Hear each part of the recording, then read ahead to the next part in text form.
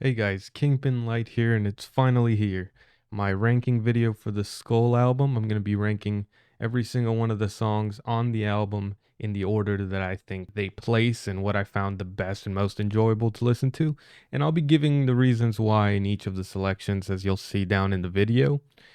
Make sure at the end of the video to comment and let me know how close your list was to mine and maybe what songs you considered in the top 5 or the top 3. If you liked the video, make sure to hit that subscribe button and hit the like on this video, and let's go ahead and start the list.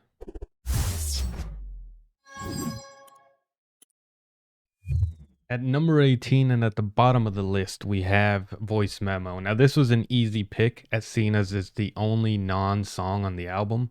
It's, of course, him talking about some of his experiences and leaving a voice memo, as the title of that song says. That being said, this actually does not feel like a filler song. You know, there's a lot of albums that have skits and those sort of things filled into the album, and those things are automatic deletes when I'm adding it on Apple Music. This seems to add a lot of context and content into the album, and I think it's important to be in there. It grounds a lot of the themes and the ideas that he presents in the album, so I wouldn't say it's by any means skippable the second that you see it, right? I think it deserves a good listen, but it was the easiest one, just it not being a song, so. And at number 17, we got Life is a Bitch featuring Gvme. Now, this was just outshined by other songs that are going to be further down the list. I think VannDa did his thing on that kind of mid-speed, real staccato style flow that he's really good at. So he really just shows his skills on this one. I didn't find the lyrics to be as deep as some others. He did have a couple of sections, especially that middle verse where he went really in deep with the lyrics. And then Gvme had some pretty decent lyrics. Both of them killed it in their own way. I almost, though, after listening to this, would have preferred to hear both of them on a solo song. That's just the feeling that I got. Again, they both killed it, but there was a little bit of a disconnect, I think, between the two verses. But other than that, it was still a really good song, just not as good as some of the others on the album. At number 16, we got Born This Way.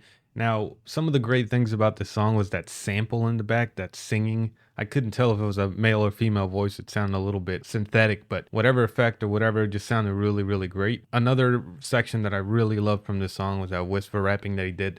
I want to say like a third of the way through into the song. I just really like that raspiness, that little sound that comes out when guys rap, you know, whispering a little bit. So I love that section a lot. The reason it's so low on the list, again, it's got a whole lot of great competitors, but while the beat was really good with that sample, it was a little bit repetitive and stripped kind of like bare bones. And usually that's really, really great when it's a lyrical sort of pocket that he's in, or really any rapper is into like a lyrical pocket. I wouldn't necessarily categorize this as one of his more lyrical songs. Now, he's always lyrical. He always makes sure to have content in the words that he says. But when you're comparing him to himself, I wouldn't put this as one of his most lyrical. And so that stripped back sort of beat didn't work as well, I think, as it would have if there was a little more effects in there. But again, still great song. Up next, we got Hot Boy at number 15 on the list. Now, I think a large part of why this is so low on the list is the first half of the song. I think it really picked up speed when he literally picked up speed with his voice and rapped really, really fast. Some of the strong points of this song was the beat selection. It reminded me a lot of like early 2000s, almost Lil Wayne inspired type beat. It was stripped back, like I said on the last song, but this one in particular, I think hit really well with the sort of bravado and the repetitiveness of the song, almost like an anthem type of thing. You would play this at a club. So I think it works with that. A little bit of a simple beat. You don't need too much going on in that one. I really liked the delivery in the first half when he switched from like a lower voice to a little bit more of a yell, half yell. It wasn't really yelling or screaming, but it was a little bit louder, and I think it added a little bit of texture there. Some of the sections I don't think worked as well as that middle section right before he switched to the fast rap had a little bit too much breaks in between the flow of the beat. And so there were some weird deliveries and some slow down deliveries. And it got a little repetitive, I think, the Hot Boy, even though it was really, really great. Playing the song back to back, I think would get a little bit repetitive and you want to hear a little bit of a different thing going on. So. And at number 14, we got Out the Mud featuring VannDy. Now, this was really hard to place. I think some of these next few songs, including this one, could have been flip-flopped here and there. I did debate putting this a little bit higher on the list just because it's got this really catchy sing-songy sort of flow. and he just plays with that melody really, really well. Just switches between a bunch of really catchy melodies. The only reason it's a little bit lower than some on the list is just because it does have some breaks in the song. And when you're comparing such good songs, it gets, you got to be nitpicky, right? So for me, there were a couple of breaks somewhere around the middle, and occasionally that would make it harder to play this back to back compared to some of the other songs on the album. This had a really fresh, sort of modern beat. I like that, very bright, and for that reason, it's really hard to place this one. Up next, we got Hit the Road at number 13. Now, first thing off the bat, I really love the guitar. I think I've mentioned that in a lot of my reactions. I just like that natural sound, not synthesized. So that's a huge bonus to the beat. The hook is a little bit lackluster, I think, but it makes it up in the verses, and I think that's where it really shines. The meaning, of course, with the broken heart, it's a sort of a broken love song. Again, has a lot of meaning. You can hear it in his voice. There's a little bit of singing in the actual verse of the song that I think is just done really, really well. I think he executes it pretty well. And then, of course, that second verse has that sort of swinging flow, and that just really ties in the whole beat to me. And at number 12, we got Demon. Now, it starts to get really hard to start placing these songs just because so many of them are spectacular. But this has probably one of the catchiest hooks in this album, I think. It's just a replayable song, really nice to listen to. Build-up is amazing as far as his vocals really ramp up as the song goes on. And of course, he speeds up about halfway through. That switch up is immaculate. I really like that sample that's in the background. It's almost like a Gregorian chant, and I think I've mentioned that. It just has this really cinematic feel to it. Adds punch, I guess, to the feeling of the song itself. With the lyrics, there's a good bit of introspection on his darker side. Of course, he says demons, but he's talking about sort of some of the darker thoughts that he has. And I think it's a nice juxtaposition to a lot of the more bravado and such that he has on some other songs. So. And at number 11, Rampage really lives up to the name in both the lyrical delivery. He really goes on a rampage, right? He goes faster and faster, goes super quick on that delivery with that sort of angry punch to the emotion behind it, but it's also just a beat. It's just this super high energy, really like this anger anthem, and it's a really great song for bringing up emotions. It's got a really strong like emotional base to it. In the background of the beat itself, there's super unique sounds that I really like. The beat itself really stuck out to me. The song as a whole was amazing. Of course, there's 10 more that are better, I think, on this album, but the beat itself really stuck out. And then the lyrics themselves were cutting pretty deep. He was talking about a lot of real things and a lot of real observations about the rap game and how people conduct themselves within it, which I think was a great observation on his end. And then there was some really good use of cutting out the beat in the right moments. I always look out for that sort of thing where you just acapella it a little bit and then jump right back into it, and it just adds that extra punch when you do jump back into it. So, and at number 10, we got J plus O, or Joe. I was told in the comments that this was an insult, right? So I'm not going to say too much, but I thought that was funny. The flow felt completely natural in this. It's just not a whole lot past that to say. He did another great speed rap later in the song, just completely killed it, and it just felt effortless all throughout. The beat gave a little bit of a dystopian feel, if that makes sense. It just felt really distant and just nice. And from what I can tell, this is one of his most famous songs, or at least I see it in a lot of his videos showing some of his live performances and such. So I think this is one of the big hits that he's had, and for good reason. So, and now we're in the single digits. So at number 9, we got Back in the Day featuring Cima Cartel, or Cima. I think it's Cima. This was my first intro to the group. I didn't know who they were. This was, I believe, the very first song that I had heard them on when I was reacting to VannDa's Skull way back in the day. That repetitive sort of back in the day hook just really caught me. I love listening to it. A lot of times repetitive hooks are hard to listen back to back, but this is an exception for me. I think everybody brought their A game. Every single person was rapping really, really well on this track. I don't think there was a standout rut in the flow at all when they were switching between everybody. This was yet another simple but well executed beat, and I think that's important. It's highly produced, highly worked on, but it was simple and it didn't have to have a lot of elements, even though there were some change-ups in the beat throughout the song, which was really interesting to listen to. There was that really nice melodic sort of lower pitch flow that VannDa got into on the first verse. That little part was superb, where he specifically says in the lyrics, "For my family, for my legacy." I think that was my favorite part of the song. He was just really nicely done with his voice.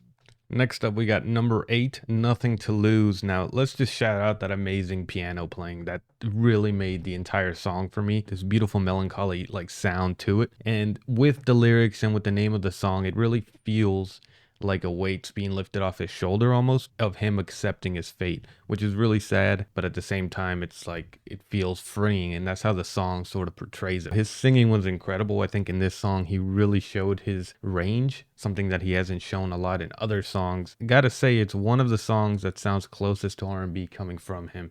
It was just a great song. And speaking of singing, at number 7 we got No More featuring Songha. Now Songha just did his thing here. He really embodies almost real R&B, real singing. He's got amazing talent, and I think his singing voice and flow really accentuated VannDa's rapping flow on this. And VannDa himself actually showed, so the last song he was more trying to sing, right? And that's what sort of the whole song was about, showing I think a lot of his singing capability. In this one, he did, I think, what he's more known for, that I've seen him do more, and that's his singing rappy flow. You know what I mean? Singing rapping flow, where he's able to very melodically rap, as opposed to it just being a very like staccato, very on the snare sort of sound. And here it sounds like he's singing while rapping, and it's just got that really nice modern feel to it as well. And at number 6, we got You're Already Dead, one of the biggest bangers I think that you can play and blast in your car all day.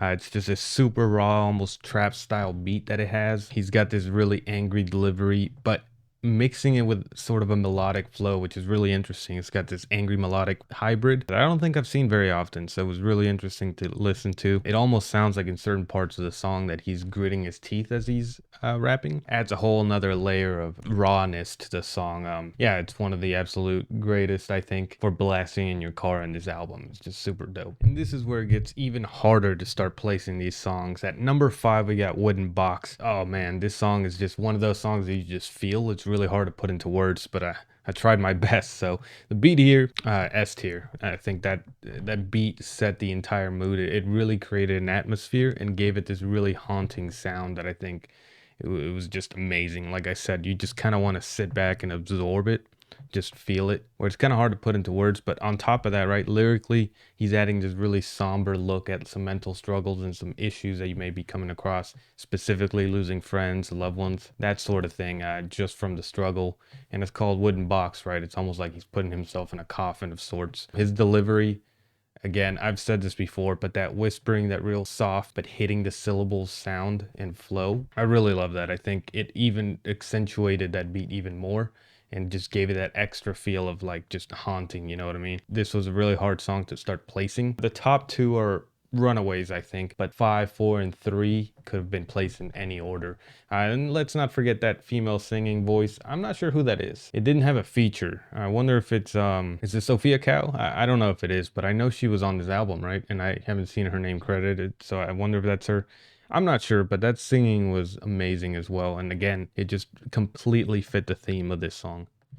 Oh man, at number 4 we got Move On, and I got a whole lot to say about this. I mean, funny enough, this beat actually gave me some like real sad and dramatic anime vibes. Just me, I know, it's kind of weird. It's very orchestral, very cinematic. With it being a 7.5-minute song, it gave it that room that it needed to be able to finish its image, what it was intending to show, and it did it all while being captive the entire time. There was no real dead spots in this song. The singing was, I think, the perfect length before it broke out into his more melodic rapping that he does. I don't think it was held out too long, because I think if it was held too long, it would get a little bit harder to, I guess, be captivated by 7.5 minutes. But I think it was a perfect length before switching flows, and he did it repeatedly throughout this song. You know, he talked about having depression. He opened up. The song was pretty vulnerable, I think. He was obviously heartbroken and just saying all of the emotions that he was feeling from it. Second part had that beginning stepping flow, if that makes sense. It's like he was dragging his heels, and that was just, I called it out, I think, when I reacted. It was really unique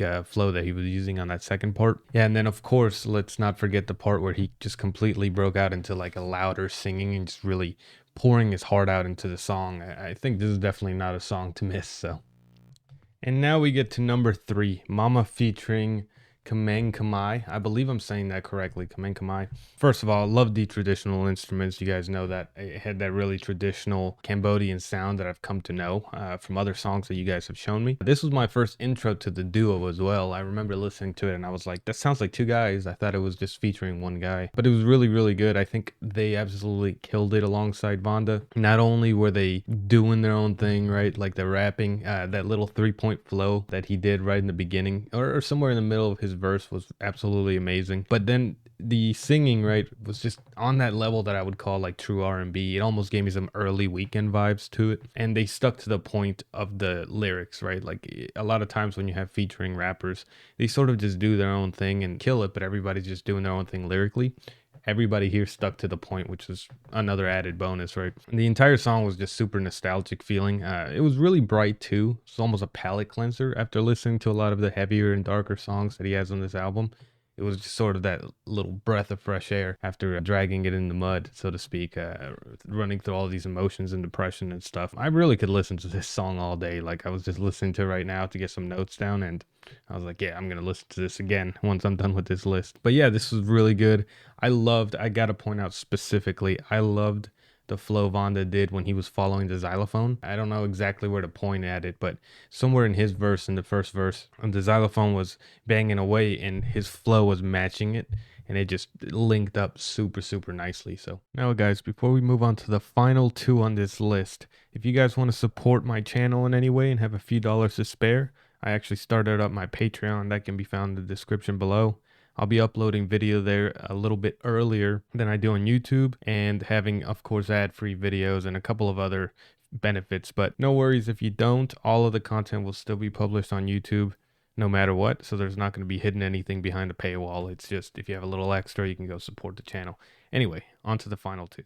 And finally, we're at the semi-finalist. Number 2, we got 2 Minutes for You. Now, this is a song that I actually just wish was longer. This is what, 2.5 minutes, I believe. I could listen to that flow a lot. The beat was perfect, right? That instrument in the background really set up the main base of his flow, where a lot of the flow that he was using was staccatoing right on the down notes of that beat and using that to be able to sort of highlight when he wasn't on that downbeat. So there were a couple times where he finished it out with a little bit of humming, a little bit of singing toward the end of some of his notes. And again, just by having that staccato bass in the background, it really accentuated that nice feeling coming out of it. You know, the inertia on his verses just kept building as he kept going on. It's almost like he didn't take any breaks up until that middle that broke out the verse 1 and verse 2, right? There was almost no hook, or at least it didn't feel like one. Toward the end, he starts actually yelling a little bit, and he really goes outside of the lines or the box of that downbeat, and it just makes it more impactful than it would have if he hadn't already been sticking to that. And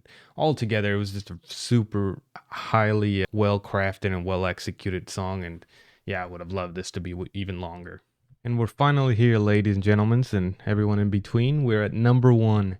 The runaway hit for me on this entire album has to be Black Rose. Man, if this song, I mean, I think it's impactful enough where the placement of the song in the album really matters. Because if this had been placed as the outro of the album, it would have been a much bleaker image that the entire album sort of portrayed. Because this song, it just has this really somber, it just sounds like he's at the end of his rope, both lyrically but just sonically as well. The way he ends certain parts of the verse with that O singing out just feels really, really like from the heart, almost heartbroken. I want to say this is probably where I've heard him be the most emotional, and it's not like in your face emotions like anger or sometimes bursting out kind of crying sort of thing, but to me it feels the most emotional because it feels the most real. Right? Like when you feel you're at the end of your rope, you sort of just give up almost. You have this sort of feeling of defeatedness. And there's a good sense of that in this song. But he's also, I want to say this is the most melodic that I've ever heard him as well. Just the flows and the delivery that he chose for this song is just super pleasing to the ear, and it just flows really nicely. The way he breaks it out, right? It sounds like the hook, it's like a fresh breath of air before going into like this really deep and sloggy verse, emotionally speaking. It's just super, super, almost bleak, I want to say, but in like the nicest sounding way that I can probably say. I don't know. This honestly is a runaway hit for me. This is the number 1. Yeah, you guys let me know what your number 1 is. And that's the video, guys. Let me know if my list was close to yours or how it differed from what you guys thought the best songs on this album were. Make sure to hit that sub and that like. And as always, take care. See you guys on the next one.